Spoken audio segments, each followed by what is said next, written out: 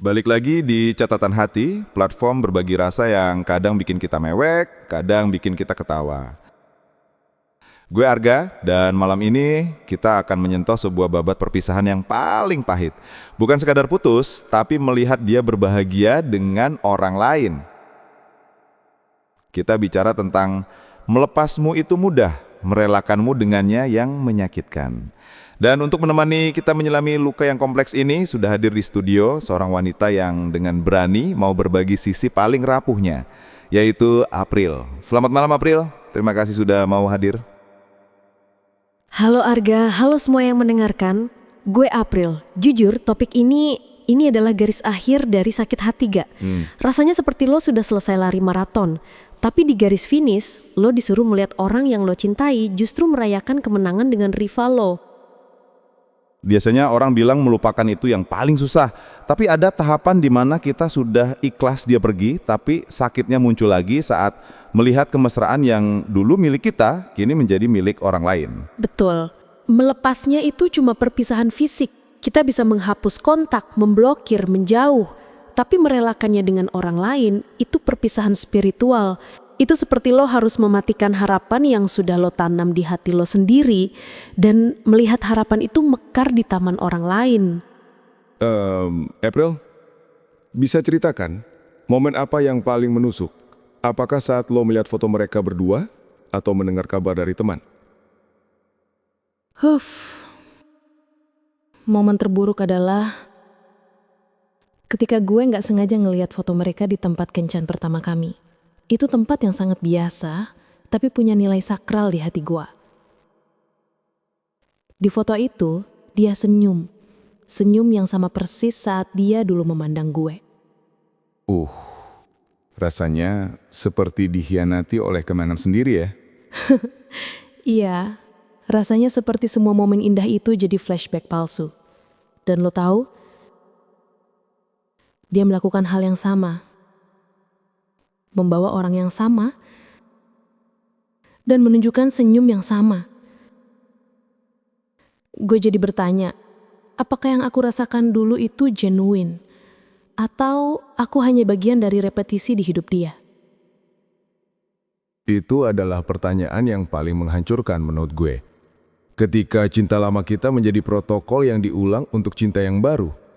Apakah ada perbedaan yang lo lihat dari cara dia mencintai lo dan cara dia mencintai yang sekarang? Ada. Dia dengan yang sekarang lebih terbuka. Di Instagram, di publik. Dia terlihat lebih bangga memamerkan pasangannya. Sementara dulu, dia selalu meminta kita low profile. Itu yang bikin gue mewek parah. Rasanya kayak dia hanya berani menjadi dirinya yang paling baik setelah bukan aku pasangannya. Sedih kan? Itu emang momen dimana kita harus bisa move on, tapi nyesek.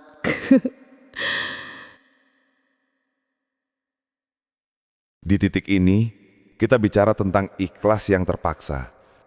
Kita tahu kita harus mundur, tapi hati kita menjerit meminta keadilan. Bagaimana lo melewati fase di mana lo harus melihat kemesraan mereka dan berusaha untuk tidak membenci? Susah gak?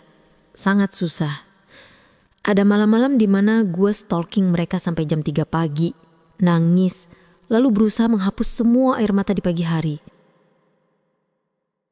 Tapi di tengah semua rasa sakit itu gue menemukan satu kebenaran yang pahit.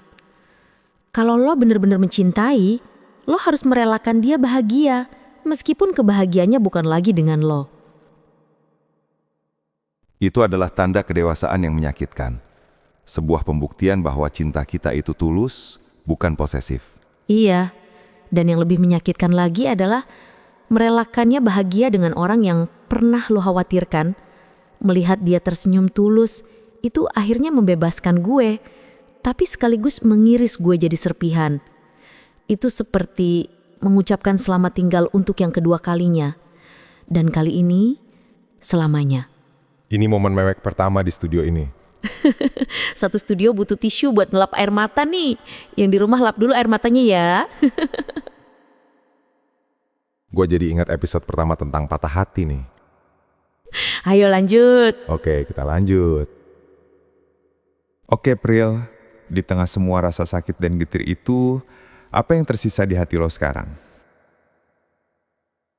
Tersisa apa ya? Kayaknya tersisa kedamaian yang sepi. Gue akhirnya tahu part tersulit dari putus cinta itu bukan merelakan dia pergi, tapi merelakan diri kita yang lama mati, diri kita yang dulu punya harapan besar bersamanya. Sekarang, yang gue lakukan hanyalah merawat kembali serpihan hati dan berharap suatu hari nanti kebahagiaan yang gue lihat di mata dia akan gue temukan juga, tapi di mata orang yang ditakdirkan untuk gue. Setuju banget. Sebuah refleksi yang menyentuh. Terima kasih banyak April sudah berbagi sisi paling rapuh dari sebuah perpisahan. Terima kasih Arga, semoga yang mendengarkan tahu mereka tidak sendirian dalam rasa sakit ini. Buat kalian yang ada di rumah, tetap semangat memperjuangkan ke move on-an kalian ya.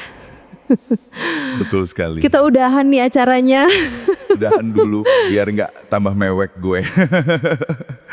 Baik teman-teman catatan hati, jika kamu sedang berada di fase yang sama, ingatlah, rasa sakit melihatnya bahagia dengan orang lain itu wajar. Itu bukti bahwa kamu pernah mencintai sedalam itu. Tapi, jangan biarkan luka itu menjadi penjara. Biarkan rasa sakit itu menjadi pengingat bahwa kamu layak mendapatkan cinta yang tidak pernah membuatmu merasa harus merelakan. Gue Arga dan sahabat curhat kita. April. Sampai jumpa di episode selanjutnya. Mari kita izinkan diri kita untuk sembuh. See you. Yay, see you. Sampai jumpa lagi.